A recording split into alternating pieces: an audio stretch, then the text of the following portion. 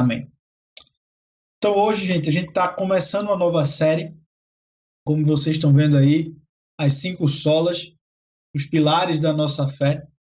Mas além disso, além da gente estar começando uma nova série, acho que hoje você reparou, a gente voltou um pouquinho na nossa estrutura de transmissão.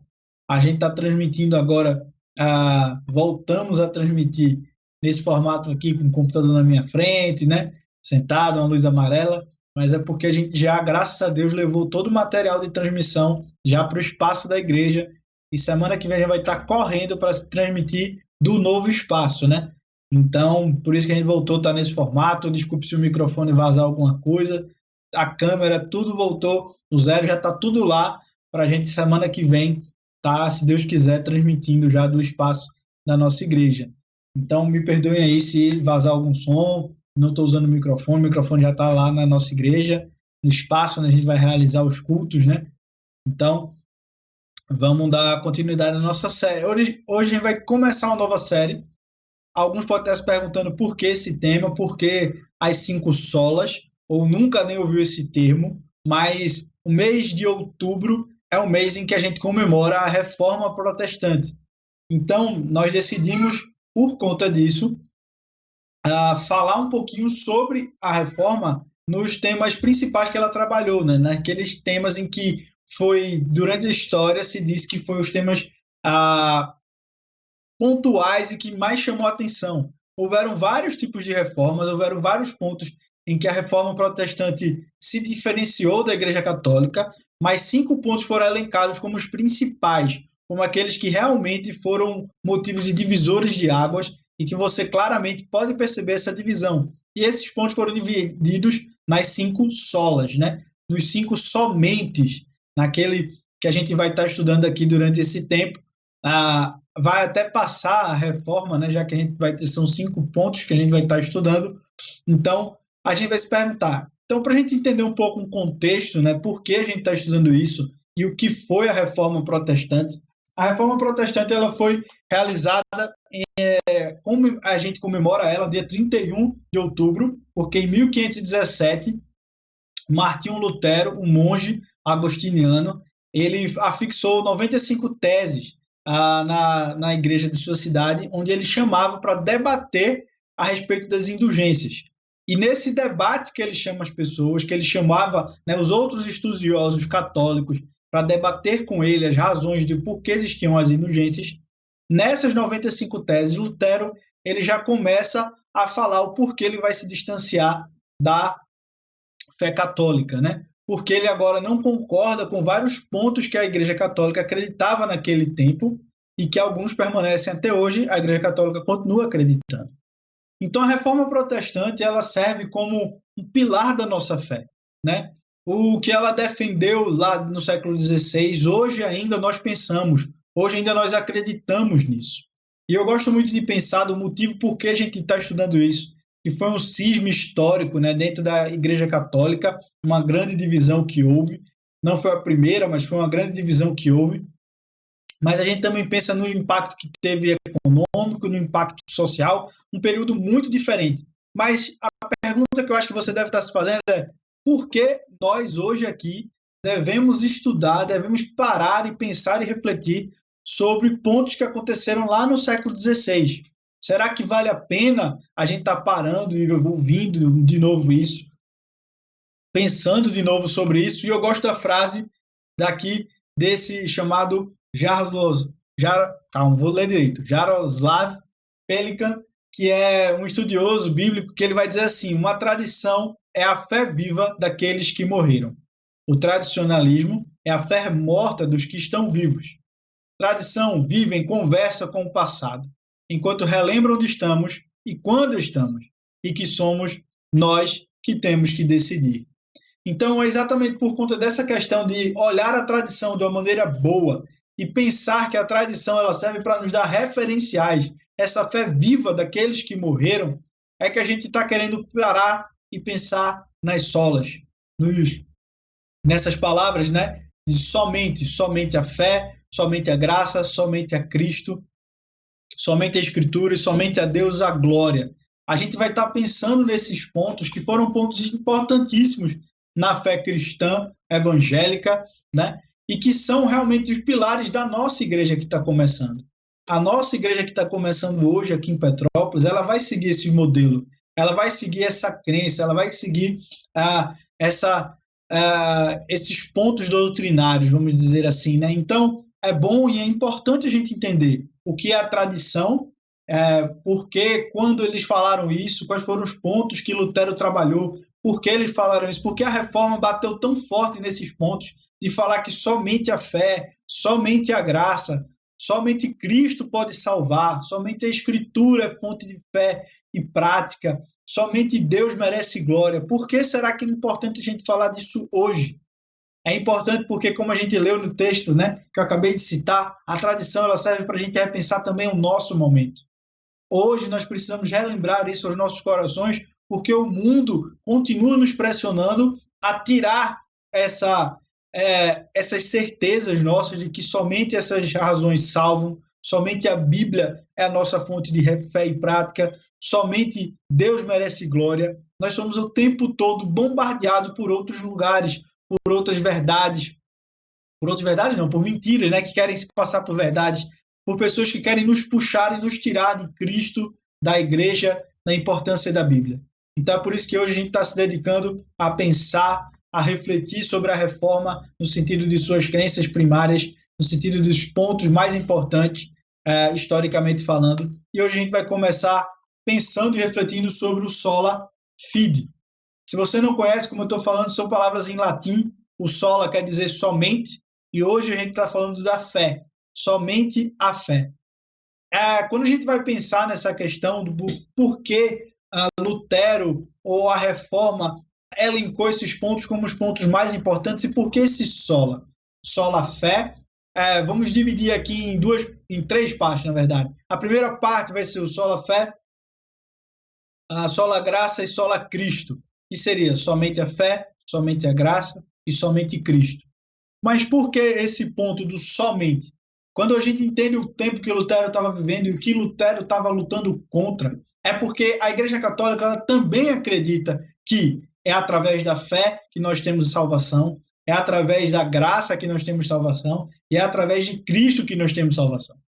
A questão que Lutero defendeu e que Lutero falou é que dentro da visão católica não é apenas isso que faz com que nós sejamos salvos, ou que faz que nós, principalmente, sejamos justos perante Deus.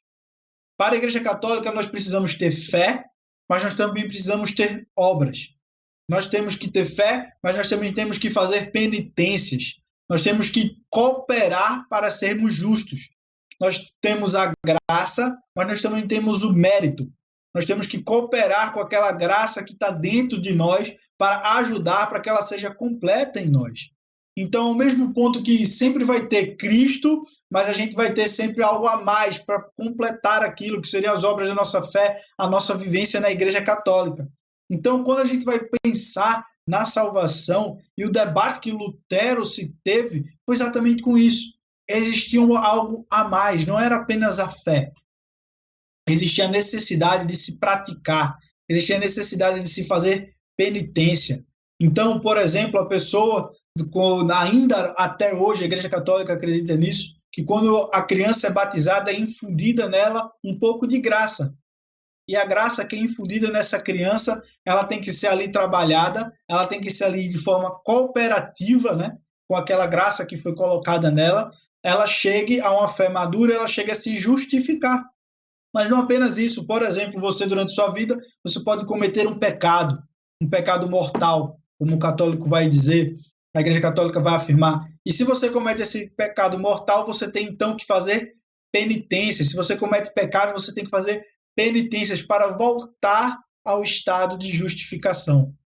Então você já começa a perceber que a caminhada nesse mundo, a caminhada que a Igreja Católica falava para Lutero lá, era uma caminhada de muita responsabilidade humana, onde o homem tinha muito o que fazer, onde o homem vivia sempre tenso, ao ponto que Lutero ele lutava e ele batalhava contra isso. Ele estava preocupado com a realidade de que será que ele iria conseguir ser salvo? Será que ele iria conseguir ser justo o suficiente? Será que olhando para Deus e vendo como Deus é bom, como Deus é maravilhoso, como Deus é reto? Será que ele iria conseguir alcançar a graça de ir para o céu? Então Lutero ele se preocupava muito com essa questão, que é algo hoje, que eu vou dizer assim, por muito tempo a sociedade não pensou sobre a morte. Por muito tempo a nossa sociedade ficou entretida com a televisão, com as tecnologias, com as redes sociais, e pouco se falava sobre a morte. Mas o coronavírus acho que mudou um pouquinho essa realidade e muitas pessoas voltaram a refletir sobre isso. E aí, se eu morrer, o que vem depois disso? Essa pergunta era muito comum nos tempos antigos. O pessoal tinha mais tempo para pensar sobre a morte. As pessoas morriam mais cedo. Então todo mundo ficava naquela tensão. Será que eu sou justo o suficiente para ir para o céu? O que eu faço então para ser salvo?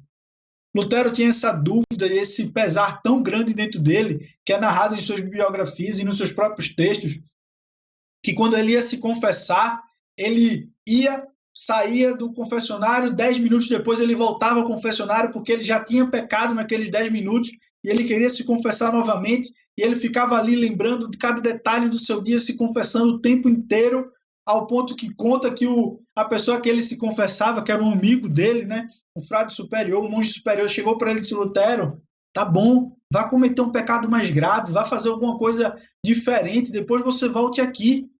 Mas o ponto era que Lutero ele tinha muito medo, porque ele não se considerava justo, ele não se considerava bom o suficiente. E isso então inquietava o coração dele. E quando a gente vai pensar nos tempos de hoje, será que hoje nós não estamos sendo impulsionados, mais uma vez, a quando olharmos para Deus, pensarmos nesse relacionamento, pensarmos dessa forma e dizer: poxa, eu não sou justo o suficiente, eu não sou bom o suficiente, Deus não vai se relacionar comigo. E eu posso dizer para você, isso ainda acontece nos tempos de hoje.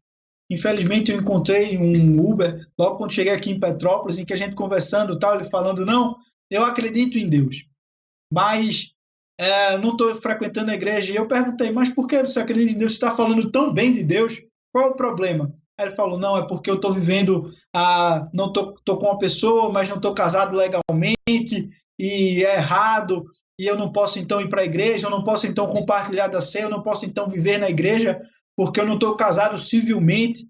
E a visão que ele passava era exatamente aquela do peso, de que, olha, se eu não cumprir as regras de forma perfeita, se eu não for completamente justo, Deus não vai me amar. Deus não vai se relacionar comigo. E aquele peso, em vez de fazer essa pessoa se aproximar de Deus, o peso da lei estava fazendo com que ele se afastasse da igreja. E que ele dissesse que ele não frequenta mais, que ele queria muito estar na igreja, mas que ele não pode, que ele não consegue, que ele se sente mal de estar ali, porque ele não se considerava justo o suficiente. Então, o grande problema é que Lutero vai começar a responder e a falar sobre a justificação. Como eu posso me tornar justo perante um Deus perfeito se eu sou falho, se eu erro, se eu penso coisas, se eu falo palavras erradas? Por exemplo, Lutero ele falava muito nos seus debates, né? Ele realmente xingava as pessoas nos seus debates. A gente às vezes perde esses detalhes, mas esse era o grande dilema. E quando a gente vai pensar um pouco na reforma e vai ver como, por exemplo, a igreja reformada, a mais calvinista, vai responder a isso, no seu breve catecismo de Westminster, ele vai falar sobre o que é justificação, ele vai deixar muito claro essa visão que veio da reforma protestante. Justificação é um ato da livre graça de Deus, através do qual ele perdoa todos os nossos pecados e nos aceita como justos diante de si, somente pela justiça de Cristo, a nós imputada e recebida pela fé somente. Então, as várias confissões que surgiram nesse tempo da reforma, as várias confissões que surgiram por conta de Lutero, a própria confissão luterana vai usar muito dessas palavras: Cristo, pela justiça de Cristo, imputada em nós, recebida pela fé somente. Vai deixar muito claro que existe apenas a necessidade da fé. E a justiça que é aplicada em nós não é uma justiça nossa, mas é a justiça de Cristo que é colocada sobre nós. Então, como eu venho falando, Lutero ele estava muito preocupado,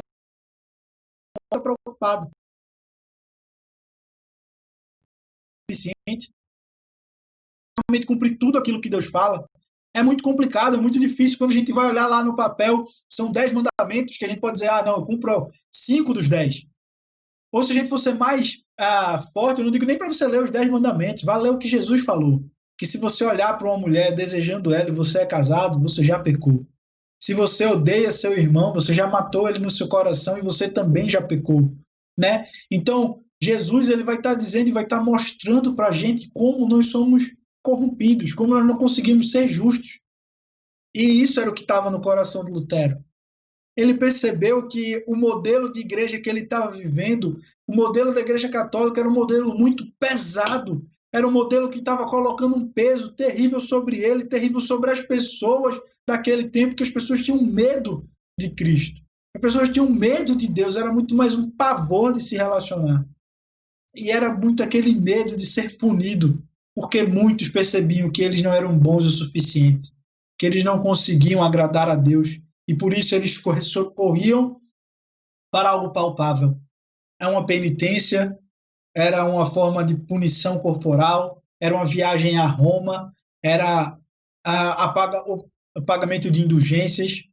Então, tudo isso era algo que o ser humano fazia, que nós tentamos fazer para trazer mais palpável para a gente.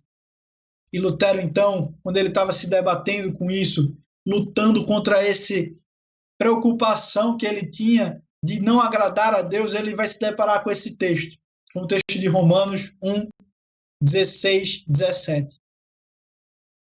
Lutero, quando ele fez um modelo de pregação e quando ele se tornou, então, responsável por pregar nas igrejas, né, da sua região, não apenas na faculdade, mas nas igrejas também, ele decidiu, então, pregar de uma maneira expositiva, em que ele ia lendo todo o livro bíblico, um livro bíblico, e ia pregando para as pessoas. E ele, então, fez uma pregação inteira em Romanos, fez uma pregação em Gálatas, fez pregação em Hebreus e em outros livros. Mas depois que ele falou por isso, ele disse, cada vez que eu lia, cada vez que eu pregava sobre esses textos, cada vez que eu lia a palavra de Deus, cada vez que eu me aproximava da palavra de Deus, menos eu ficava me relacionando ao Papa e à igreja, mais eu me relacionava a Cristo. Então, quando ele vai ler esse texto de Romanos 1, 16 ao 17, ele vai ser impactado por algo que é super importante para a nossa fé hoje, para a gente repensar e ver se nós não estamos nos desvirtuando, estamos voltando a práticas que há muito tempo a gente tinha que viver longe delas. E o texto é esse: não me envergonho do evangelho, porque é poder de Deus para a salvação de todo aquele que crê. Primeiro o judeu, depois o grego. Porque no evangelho é revelada a justiça de Deus. Não há justiça e do princípio ao fim é pela fé, como está escrito, o justo viverá pela fé. Quando Lutero leu essas palavras, quando ele leu que o justo viverá pela fé, nesse contexto que Paulo está falando aqui na carta de Romanos, ele então ali, ele vai perceber a grande chave, aquilo que vai realmente libertar o seu coração do peso, aquilo que realmente vai dar a ele o prazer de se relacionar com Deus e transformar aquela religião pesada, aquele relacionamento difícil, duro, em que eu tinha um medo como principal motivador, iria se passar a ser o amor, iria passar a ser a gratidão, iria passar a ser a reverência, a importância de entender esse Deus maravilhoso por nós. Então, quando a gente começa a ler esse texto, Lutero percebe e vê que Paulo está falando aqui de algo que é extremamente importante para a fé de todos nós. Paulo está falando para uma igreja romana e ele vai começar assim: não me envergonho do evangelho. Quando a gente vai ler essa palavra e entender um pouco por que Paulo vai falar isso, ele está falando na igreja de Roma. Provavelmente igreja apenas de gentios, muitos gentios, pessoas que não eram judias de nascimento, que eram romanas, que vinham de outras regiões, que não conheciam tanto o Antigo Testamento, mas pessoas também possivelmente importantes, pessoas que se consideravam melhores que as outras, não necessariamente importantes, mas elas se consideravam melhor que os outros povos eram bárbaros, eram povos menores. Então, quando Paulo está falando para o romano, e ele está falando agora de uma fé diferente, não aquela fé romana, não aquela crença em que as pessoas menosprezavam sua forma de pensar, menosprezavam seu povo, ele vai deixar muito claro: não me envergonho do evangelho, eu não me envergonho da mensagem que eu estou trazendo, eu não me envergonho da boa notícia que é Jesus, eu não me envergonho do que ele fez e de quem ele é. Paulo ele tinha aquela certeza de que o evangelho ele não poderia ser tratado como vergonha, como algo pequeno. E aqui eu acho que a gente já pode começar a aprender um pouco para nós aqui nos tempos de hoje, lendo e repensando essa passagem. Será que nós temos vergonha do evangelho? Será que nós, quando vemos e lemos essa passagem e pensamos no nosso dia a dia, será que nós temos coragem de pronunciar aos outros e dizer que somos cristãos? Eu entendo que hoje a gente vive um problema, porque ser evangélico pode levar a uma mentalidade, as pessoas vão pensar em outro tipo de pessoa que você não é, né? Eu passo por isso, principalmente quando digo assim, sou pastor, e muitas vezes as pessoas se chocam, né? Primeiro por conta da minha idade, pelo meu jeito, vão dizer assim, como assim você é tão novo pastor? Mas a associação às vezes pode ser negativa, né? Como, por exemplo, eu fui alugar um espaço, e quando eu fui alugar o espaço, falei, olha, eu sou pastor, o espaço que eu quero alugar é para fazer uma igreja. A pessoa na hora falou, para a igreja eu não alugo. Então, provavelmente a mentalidade, quando a gente fala que é evangélico para ela, é algo negativo. E a gente passa por isso hoje. Não apenas por essa questão negativa, mas, por exemplo, a questão de você ser zombado, de você ser humilhado, de você ser tido como alguém inferior.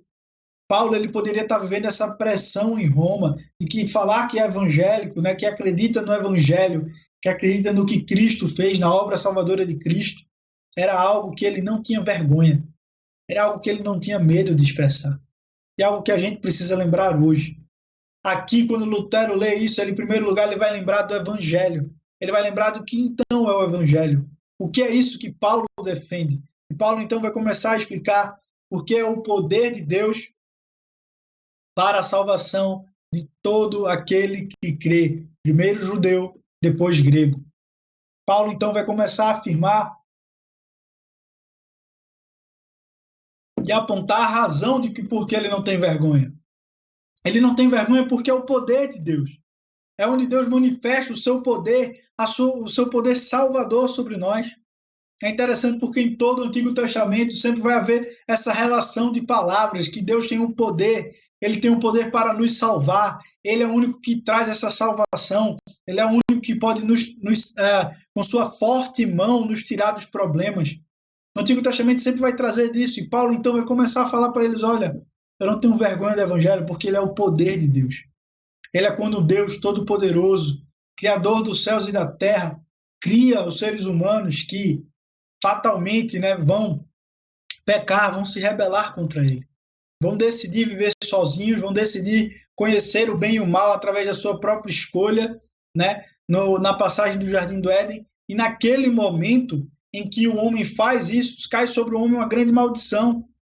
E homem e mulher são amaldiçoados com a morte, são amaldiçoados com viver afastados de Deus, com viver num mundo que vai estar lutando contra eles, contra uma natureza agora que vai estar em rebeldia, e o próprio homem agora vai ser consumido por essa morte física e essa morte eterna do afastamento de Deus, e toda essa maldição que cai sobre Deus, sobre o homem, o Deus Todo-Poderoso olha do céu e ele decide salvar.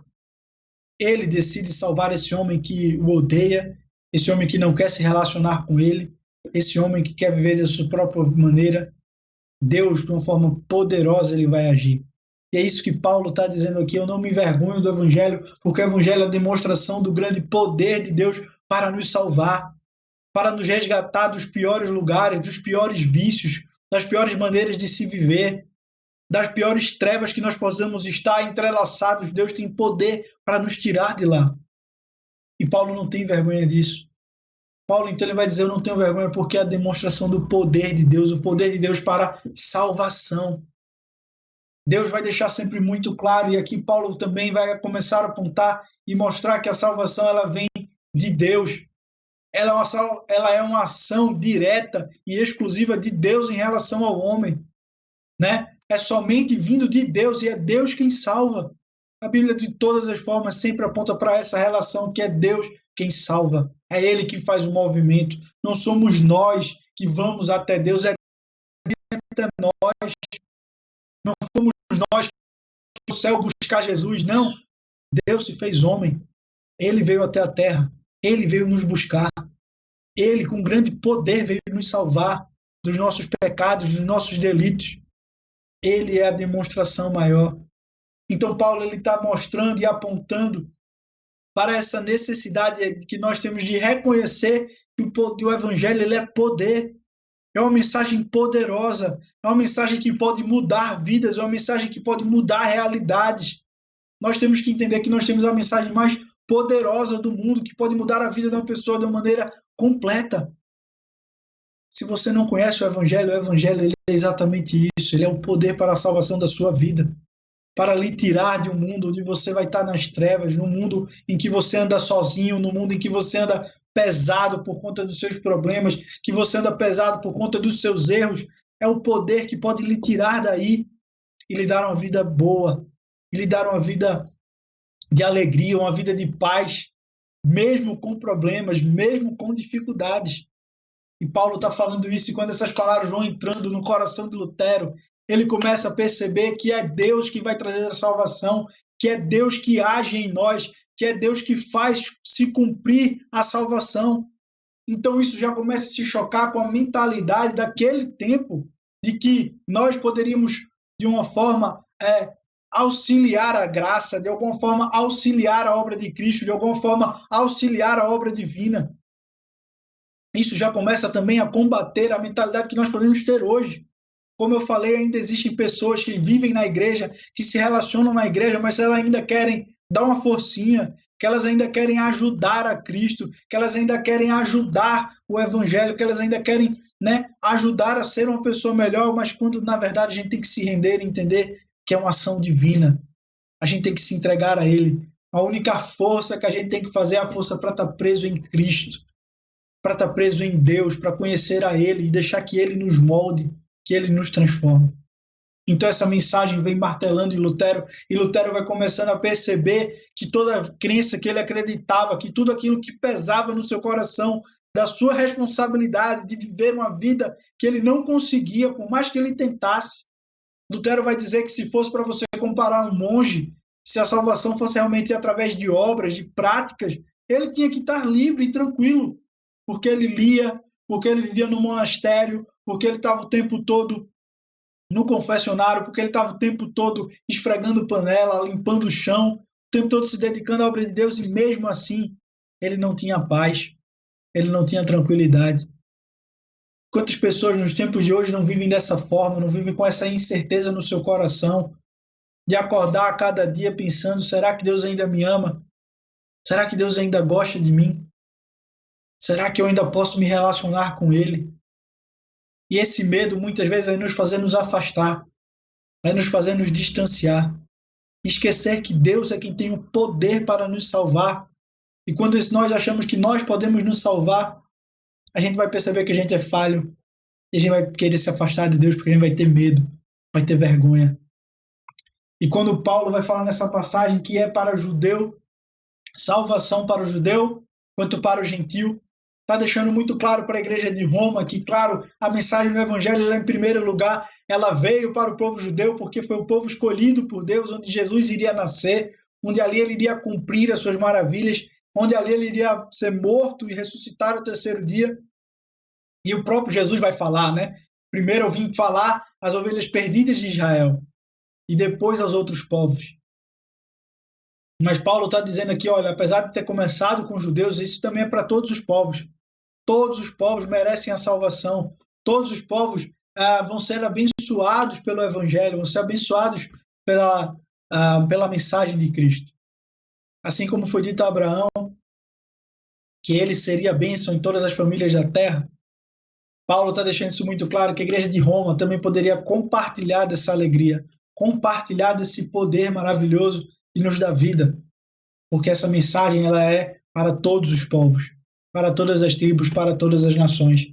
Mas não apenas dessa maneira, Paulo ele vai continuar falando, e aqui vai entrar no ponto em que Lutero mais lutou, que era a justificação. Como eu posso me tornar justo perante Deus? Porque no Evangelho é revelada a justiça de Deus. E aqui, Lutero, então, ele vai se deparar, como eu falei, com essa pergunta que estava no coração dele: como então eu posso me tornar justo na presença de um Deus que é 100% justo, que é 100% santo, que não há pecado nele, que não há ruindade, que não há erro nesse Deus. Como eu posso, então, me tornar justo perante ele? Como eu posso, então, será que eu devo, então, cumprir os 10 mandamentos? Será, então, que eu devo cumprir a lei mosaica? Será, então, que eu devo ter um determinado tipo de atitudes? Como será, então, que eu vou me tornar justo? E quando Lutero olhava para a sua vida, ele sabia que por mais que ele se esforçasse, por mais que ele fizesse, dia após dia ele falhava, dia após dia ele errava. Como, então, viver dessa forma? Então é que ele começa a perceber, quando ele vai se falar desse termo justiça, que é um termo jurídico. Quando nós cometemos vamos pensar de forma jurídica, porque essa é a mentalidade que Paulo está trazendo, essa é a mentalidade que estava no coração de Lutero. De forma jurídica, se nós temos uma lei, nós temos que cumprir essa lei, cumprindo essa lei nós temos benefícios, né? E descumprindo essa lei nós temos a punição. Nós, como seres humanos, tínhamos sobre nós a lei de que nós não deveríamos cometer o pecado de comer da árvore do conhecimento do bem e do mal. E o homem, então, Adão come e ali ele já peca, ele já falha. E depois dali, todos nós, quando vemos leis, se nós formos ser bem sinceros, nós sabemos que nós não cumprimos todas as leis que Deus colocou. Sobre não se irar, sobre não ter inveja, sobre não dar falso testemunho, sobre tantas realidades, sobre adultério, sobre não adorar outros deuses, sobre não fazer ídolos em nosso coração. Se você for bem sincero e você pensar apenas nessa sua semana, você sabe que em algum momento você se irou. Você sabe que em algum momento você não foi totalmente justo e honesto com o outro, que você falseou a realidade. Se você for ser muito sincero, você sabe que você mentiu, você sabe que você enganou. Se a gente for ser muito sincero, a gente sabe que nós não somos perfeitos. E é exatamente isso, nós não somos perfeitos, então como nós podemos ser justos perante Deus se nós falhamos? Então, quando nós falhamos perante Deus, tem sobre nós o peso da punição da lei que a gente quebra. E essa punição dessa lei é exatamente a morte, o castigo. Então, a pergunta é, como então nós vamos ser justos se nós não conseguimos? É então que Lutero vai perceber nas palavras de Paulo que, na verdade, o Evangelho é a justiça de Deus revelada. Cristo Jesus é a justiça de Deus revelada. Porque quando Jesus vem à Terra, quando ele se faz homem, ele é como nós. E ele sofre tentação. Ele é atacado para errar. Ele é atacado para falhar. Ele poderia ter reagido de forma irada. Ele poderia ter agido de forma injusta. Ele poderia ter feito tantas coisas, mas ele viveu de forma perfeita. Ele cumpriu a justiça de Deus. Ele não falhou em nenhum ponto, ele não errou em nenhum ponto, ele viu a forma perfeita. Então ele cumpriu aquilo que nós não conseguimos cumprir, e não apenas isso, porque Jesus ele não apenas vive uma vida perfeita, mas ele também paga o preço dos nossos pecados. Ele também paga aquela punição que estava sobre nós, aquilo que nós deveríamos sofrer, de ser morto, de viver a eternidade afastado de Deus, só recebendo a ira dele. Nós que deveríamos estar, então, amaldiçoados, Jesus, ele toma sobre si isso. Então, ele cumpre a parte positiva, no sentido de cumprir a lei, de fazer tudo que Deus mandou, e ele também cumpre a parte negativa, que é a punição. Ele vai na cruz, e na cruz ele é amaldiçoado por Deus. Na cruz ele recebe toda a ira de Deus, na cruz ele recebe o castigo que estava sobre nós. Então, nesse momento, Paulo está dizendo aqui que ele é a justiça porque ele cumpriu de forma perfeita e ele pagou o nosso preço, o preço que estava sobre nós. E ele, então, se torna a ressuscitar ao terceiro dia, ele vence a morte e ele, então, ele é justiça. E essa justiça de Deus, essa justiça de Cristo é imputada a todo aquele que crê nele. E quando fala nessa imputação, é exatamente como se sobre nós estivesse a justiça de Cristo. Quando Deus olha para nós para nos julgar, ele não vai ver Haroldo, ele não vai ver o Tony, ele não vai ver Vanessa, ele não vai ver Davi, ele vai ver Cristo. Porque ele, quando ele vê a Cristo, ele vai olhar para a gente e ele vai dizer, então a justiça foi cumprida, o preço foi pago, por isso nós somos salvos. Não por nada que nós tenhamos feito, não por conta de nossas habilidades, não por conta da nossa força. Cristo já realizou por nós. Apenas entregar e acreditar nele como nosso Senhor e Salvador. Imagine o peso que não saiu das costas de Lutero quando percebeu que a única coisa que ele tinha que fazer agora não era mais por conta de medo, não era mais por conta de que ele achava que ia para o inferno, de que ele achava que iria ter que passar anos e anos no purgatório, tendo que cumprir penitências e sofrimentos para poder ir para o céu. Ele agora percebe que não, que em Cristo foi revelada a justiça de Deus. Ele justificou, ele foi a justiça e justificador. Ele cumpriu por nós. E quando Lutero percebe nisso, isso traz a ele um alívio no seu coração, porque ele agora percebe que toda a vida dele se volta para Cristo. E muitas vezes as pessoas vão dizer, então o cristão, o protestante, ele não precisa fazer obras. Na verdade, as nossas obras, elas não são uma forma de comprar a Deus ou de ajudar a Deus. Elas são exatamente a resposta de gratidão. Olha o que Deus fez por mim. Ele me salvou de graça, ele me salvou sendo um miserável, um pecador, alguém que não o amava, alguém que não gostava dele. A única resposta que eu posso dar a ele é cumprir aquilo que ele pede, é viver da forma que ele manda, porque ele me ama, porque ele quer o meu melhor. Então agora o relacionamento de cumprir leis, de fazer as obras que Cristo mandou é exatamente uma relação de amor. Quando Tiago vai falar que a fé sem obras é morta, é exatamente porque Tiago sabe que quando realmente nós nos entregamos a Cristo, quando realmente nós entendemos que Cristo é o Senhor da nossa vida, automaticamente nossas atitudes vão mudar. Ele vai transformar em nosso coração, ele vai nos transformar, vai nos impelir, vai nos impulsionar a viver de uma forma a ajudar o próximo, a amar o perdido, a cuidar do órfão, a cuidar da viúva. Isso foi algo que libertou o coração de Lutero e algo que tem que libertar o nosso coração hoje. Nós temos que entender que Cristo é a justiça por nós. Ele foi quem cumpriu tudo. Apesar de nós falharmos semanalmente, nós podemos sim chegar a Ele e dizer, Senhor, falhei. Senhor, me perdoa. Senhor, me ajuda a mudar, porque eu te amo, porque eu quero viver uma vida diferente. Apesar do pecado, que vai vir um acusador, que vai vir o diabo dizer, olha, você pecou, você não é bom o suficiente, você tem que viver longe de Deus, você tem que se afastar dele porque você não é justo e você não pode estar na presença de Deus. Cristo vai deixar muito claro, realmente nós não conseguimos, nós precisamos dele em todo momento. Então, e Paulo vai continuar e vai trazer para a gente uma justiça que do princípio ao fim é pela fé, como está escrito, o justo viverá pela fé. Paulo, então, ele vai deixar muito claro, essa justiça, ela é imputada em nós, ela é colocada sobre nós, ela é colocada em nossa vida, quando nós temos fé. E o justo vai viver pela fé. E a fé que ele está falando aqui não é uma fé no vazio, não é uma fé como se fosse uma esperança que a gente tem no coração. Não, a fé que a gente tem, ela tem um conteúdo. E o conteúdo da nossa fé é exatamente o Evangelho. É entender quem Cristo é, entender que Ele era Deus. E Deus se fez homem, viveu por nós, foi justiça por nós. E também pagou o preço da nossa injustiça. E ao terceiro dia ressuscitou para nos dar vida. Essa é a fé que nós temos, que Ele é justiça por nós, que Ele é nosso Salvador, que é Ele quem nos ama, que é Ele quem nos protege. É nessa fé que a gente vai viver, nessa fé de que Ele diz que Ele vai nos mudar, que Ele vai transformar o nosso coração de pedra em um coração de carne, um coração que ama fazer a vontade de Deus, que ama cumprir a lei do Senhor. É Ele que vai realizar. Essa é a nossa fé.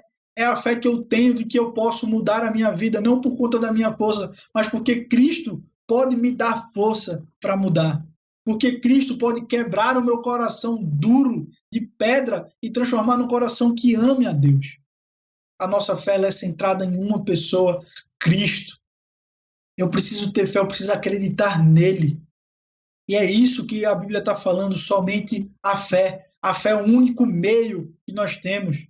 É através da fé, através dessa confiança no que Deus fez, no que Ele promete para nós na Bíblia. Olha, eu prometo que vou cuidar de vocês até o último dia. É nessa fé que nós temos, é uma certeza, é algo que a gente ainda não viu, mas é algo certo, que a gente tem certeza. Se está na Bíblia, isso vai acontecer, apesar de eu ainda não estar vendo, Eu sei que é real, eu sei, não é uma esperança de que eu acho se vai dar certo, eu acho que vai ser bom, não, eu tenho a certeza, convicção de que Deus fez isso por mim, de que Ele me salvou, de que Ele vai me salvar.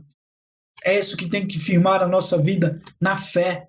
Nós não podemos deixar que o nosso relacionamento com Deus seja baseado em outra coisa, de que, como se nós vamos agora ter força, nós vamos agora ter uma nova mentalidade, nós vamos agora ter uma nova estratégia para ser uma melhor pessoa. Então agora eu vou viver de uma maneira assim, X, com a minha força, com a minha transformação, através do meu entendimento.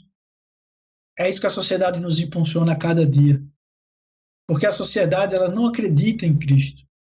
Se Lutero vivia num tempo em que as pessoas falavam tanto sobre obras, e exatamente usando a Bíblia para falar, né? Olha, você tem que fazer, você tem que ajudar essa graça que foi infundida dentro de você.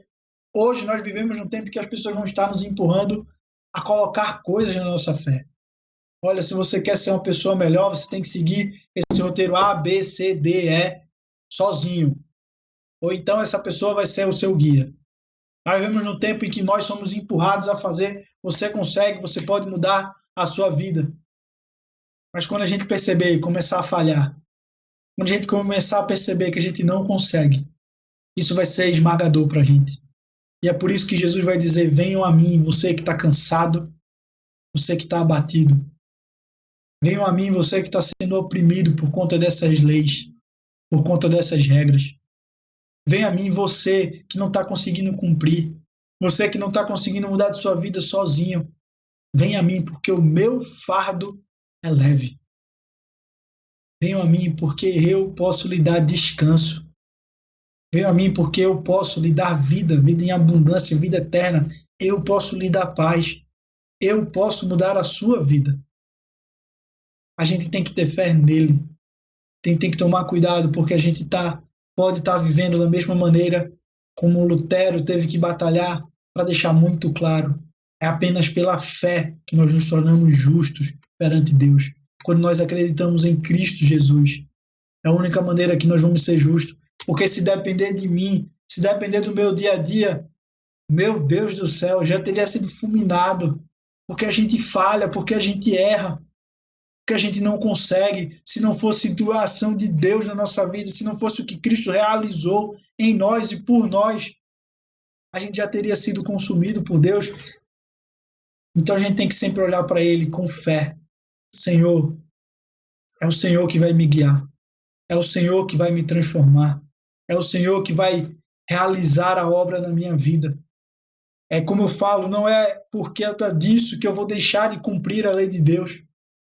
Não é porque eu acredito que Cristo já realizou tudo que eu vou viver de uma forma, vou viver de qualquer jeito, Jesus já realizou. Não.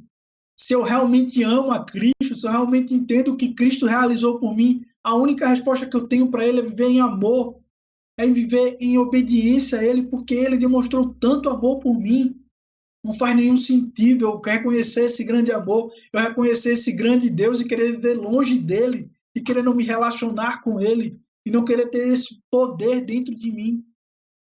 É claro que a gente vai querer mudar de vida, mas se você realmente está fazendo lista, se você realmente está querendo mudar a sua vida, o que eu recomendo a você, em primeiro lugar, joelha e ora, Senhor, me ajuda a cumprir tudo isso. Me ajuda a mudar de vida. Me ajuda a fazer isso, não porque eu tenho medo do inferno, não porque eu quero ser uma pessoa mais feliz aqui, não, porque eu quero lhe agradar, porque eu te amo.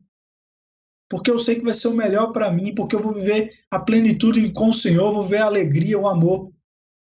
Então, hoje, se a gente está precisando voltar a um texto como esse, a lembrar das Escrituras, a lembrar do que há muito tempo, no século XVI, já se falava nos reformadores, é porque hoje nós podemos estar voltando aos mesmos erros. Então, como Paulo falou, vamos viver pela fé e pela fé somente. A fé no Evangelho, que é o amor, que é o poder de Deus para a nossa salvação, que é a justiça de Deus em nossa salvação. É nisso que nós cremos, é nisso que nós vamos estar falando aqui, culto após culto, dia após dia. A Igreja Presbiteriana Caminho Real é firmada nessa fé, e que só Cristo, só pela graça, só pela fé, nós somos justos perante Deus. quando nós acreditamos nele, quando nós temos a certeza nele. Então agora, oremos ao Senhor. Senhor, meu Deus e Pai, muito obrigado porque Tu és um Deus maravilhoso. Muito obrigado porque Tu és um Deus que fez tudo em nosso lugar, Pai. Muito obrigado porque Tu és um Deus que sabe que nós somos falhos, sabe que nós não cumprimos toda a palavra, sabe que nós não conseguimos, Pai, ser justos perante o Senhor. E o Senhor, de uma maneira livre, no seu livre amor, o Senhor decidiu nos salvar. O Senhor decidiu ser justo em nosso lugar. E o Senhor decidiu nos justificar através da sua vida e através da sua morte, pagar o preço que estava sobre nós, Pai. Muito obrigado por isso. E eu te peço, Senhor, que o Senhor coloque nos corações de cada pessoa que está nos ouvindo, Pai, que só o Senhor pode salvá-lo, que só o Senhor pode transformar a vida dele, que só o Senhor pode dar a alegria que ele busca em outros lugares, que só o Senhor pode realmente transformar a vida dele, Senhor, que não vai ser ele sozinho, que não vai ser nós trabalhando, nos esforçando só, longe de Ti, que nós vamos conseguir realizar qualquer coisa, meu Deus. Nos ajuda a entender isso, a essa mensagem libertadora do peso que o mundo nos coloca, do peso que o mundo nos coloca na performance, de sermos os melhores, de conseguirmos tudo, na aparência, de que nós temos que aparentar que somos felizes. Pai, nos ajuda a sempre depender de Ti, a voltar a entender que é somente pela fé em Ti que eu posso ser justo, que eu possa alcançar a salvação, que eu possa alcançar a alegria, que eu possa alcançar a paz. Nos ajuda, Senhor, porque isso pode nos afastar de Ti. Viver de uma maneira e se relacionar contigo, achando que nós vamos poder Te agradar através da nossa força, só vai nos fazer querer ficar longe de Ti, porque nós não vamos conseguir. Então abençoa a Tua igreja, Pai. Enche ela com o Teu Santo Espírito, que é o poder do Senhor para a transformação. Transforma, Pai, a vida de cada um que nos ouve hoje. Que cada pessoa possa sentir, Pai, o Teu Santo Espírito falando que somente o Senhor pode salvá-la. Somente o Senhor pode tornar ela justa. É isso que nós te pedimos. E agora, a Tua bênção sobre a igreja. Que o amor de Deus, nosso Pai, que a graça do nosso Senhor Jesus Cristo, que o poder e a consolação do Santo Espírito de Deus esteja hoje e para todo sempre sobre a Tua igreja. Amém.